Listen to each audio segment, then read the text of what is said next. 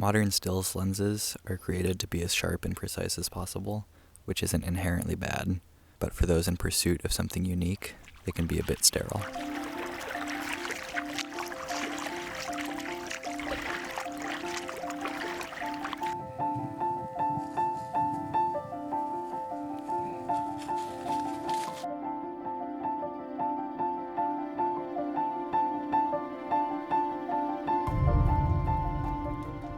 With an old lens, though, it's all about character.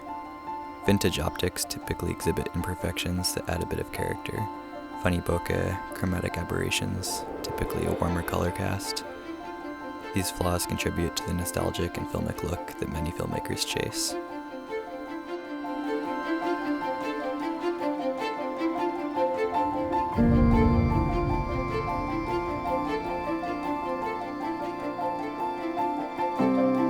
Feel almost human.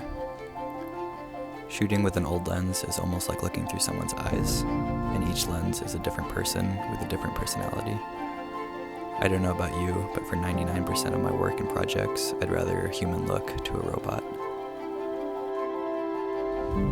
I think my favorite part, though, might be the flares. Each time the light hits, they look a little different, and every lens has a really different and unique look to it.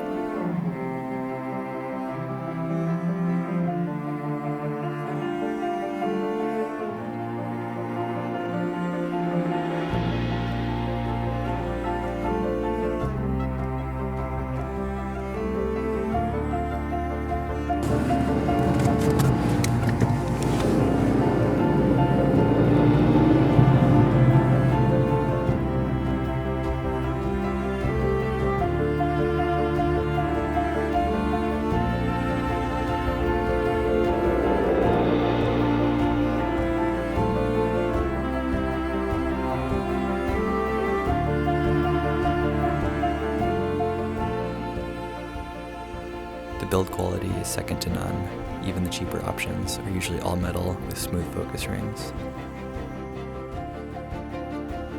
Speaking of focus, let's chat a little more about manual focus. While some might see it as a drawback, I believe it's a great skill to practice and one that many look past nowadays. It puts you in control, allowing for precise adjustments and a more natural end result than autofocus missing and jumping around. As opposed to newer focus-by-wire lenses, which are highly unpredictable for manual focus, older lenses have true focus rings with hard stops and consistent results. With practice, I even find that I can learn a lens so well, I just focus without even thinking about it. Most newer cameras have in-body image stabilization and focus peaking, making manual lenses even easier to use. Plus, adapting vintage lenses to a mirrorless camera is really simple with a huge amount of adapters available. This opens up a whole world of possibilities, letting you experiment with lenses from different eras and manufacturers, especially because the majority cost next to nothing. Two of my very favorite lenses were less than $50 on eBay. Antique shops and charity shops are a great place to find good deals too.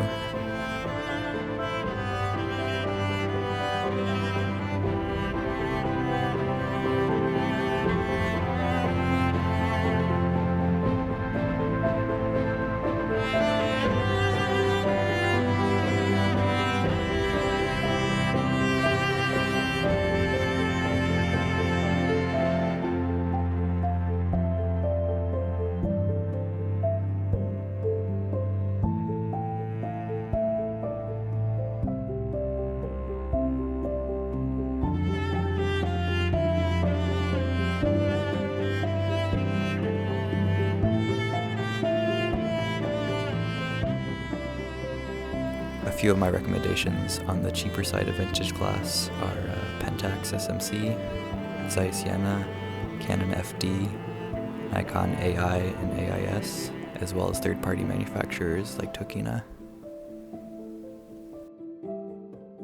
Be sure to check for excess fungus and haze when you're shopping around, but I do think part of the fun is not knowing exactly what you'll get. It's almost a little like treasure hunting. If you're interested in specific recommendations for your needs, I do have one-on-one consulting and Q&A through Patreon if you're interested.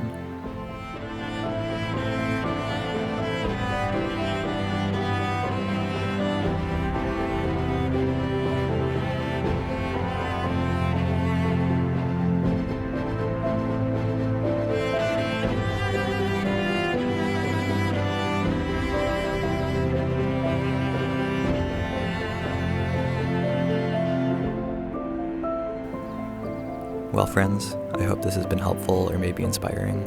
At the end of the day, don't let your camera stand in the way of creating. But personally, I find myself more creative and motivated to try new techniques with gear I really enjoy using, and a nice vintage lens makes all the difference. Thanks so much for watching, and I'll see you next time.